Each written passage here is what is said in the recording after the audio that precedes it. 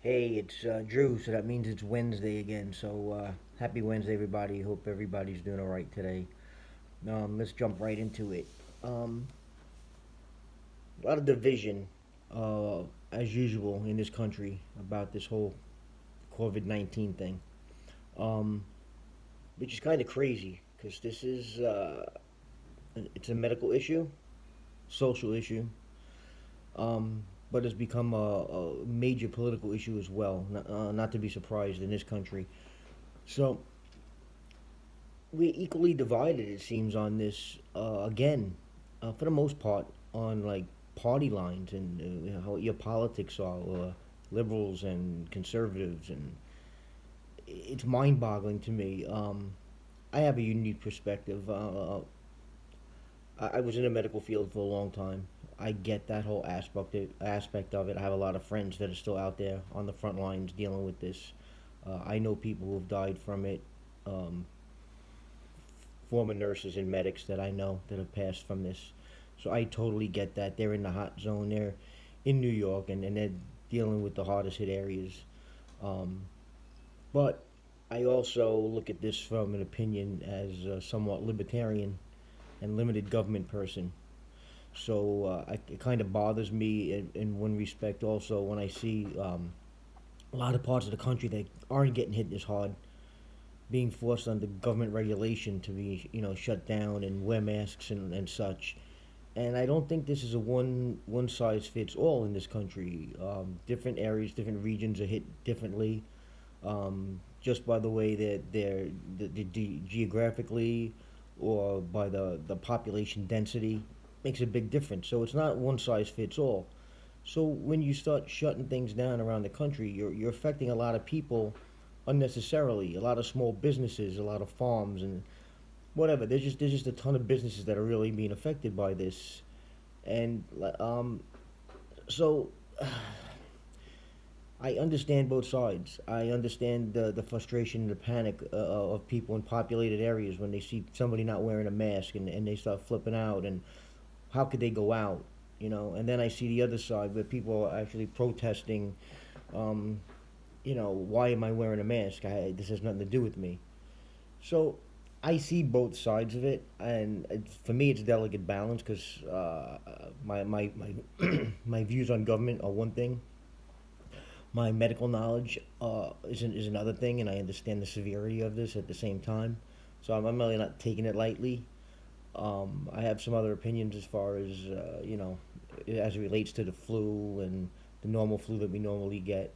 I'm not going to go there right now. I'll deal with that another time. But I guess what I'm saying here is like not to be cliche like that whole thing we're in this together. We kind of are. You know what I mean? So both sides got to cool their jets a little bit and look at it from the perspective from the other side. It's a very heated time in this country. You have some areas, you're losing life. Nobody ever wants to lose human life. That's a tragedy. Um, on the other hand, you have people that are losing their livelihoods and their ability to provide for their families. That has to be taken into consideration with all this. And all you get is bickering back and forth. And I know myself on social media. I find myself, and I look like the bad guy a lot of times to both sides on my opinions. I've had healthcare workers give me a hard time because I said I would sign something that said, all right, if I go out and I'm responsible and I get COVID-19, that yeah, I won't accept medical attention for it. And people were flipping out about that, and I look at that as that's my right. I don't want rights taken away from me. Um, so I get it, and it's very heated. The bottom line with this whole thing today, and rare for me, right? Because I like to stir this shit all the time. We really got to cool down on this and try to just come together on it and see both sides. There's a lot of businesses out there that can actually be open right now. You have Walmart, you have Sam's Club, and whatever. All these other big stores opened up. You have supermarkets opened up. If they can do it, and even if they are cutting down to 50 or 100 in a store at a time, and whatever, there's other small businesses that could do the same. You don't have to shut everything down. And like I said, there's parts of this country that are not being affected like this. You got places like the Midwest and some of these other places that are like less populated, and they're not dealing with this, and they're getting the effects of it for no reason. People want to feed their families, and and expecting the government handout. That's another whole issue. And if people, I'm not going to be controversial today.